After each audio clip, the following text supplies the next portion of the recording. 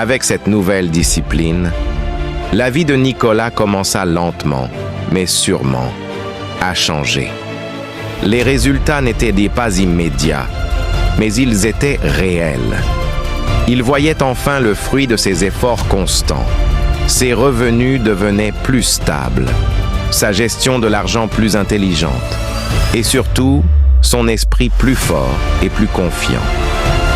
Nicolas comprit alors une vérité que peu de gens acceptent.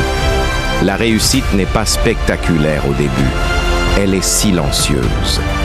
Pendant que d'autres cherchaient des gains rapides, lui construisaient des bases solides. Il continua à investir d'abord en lui-même.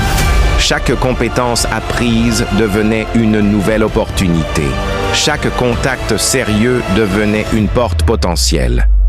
Avec le temps, Nicolas passa de petites activités incertaines à des projets plus structurés et mieux organisés. Il apprit à planifier ses semaines, à prévoir ses dépenses et à garder une réserve pour les imprévus. Ce simple changement fit toute la différence. Nicolas avait compris une règle fondamentale. Ce n'est pas ce que tu gagnes qui te rend riche, mais ce que tu sais conserver et faire grandir. Les gens autour de lui commencèrent à remarquer sa transformation. Ils voyaient quelqu'un de plus calme, plus discipliné et surtout plus déterminé. Certains se moquaient encore, d'autres doutaient. Mais Nicolas n'en avait plus peur. Il avait compris que les critiques disparaissent quand les résultats apparaissent. Les années passèrent et ce jeune homme autrefois sans ressources devint un exemple de persévérance et de vision.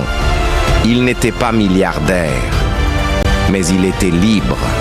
Libre de ses décisions, libre de ses choix, libre de construire l'avenir qu'il voulait. Nicolas put aider sa famille, soutenir ses proches et surtout transmettre ce qu'il avait appris. Il expliquait aux plus jeunes une chose simple. Personne ne viendra sauver ta vie à ta place. Mais si tu prends la responsabilité de ton avenir, alors tout devient possible.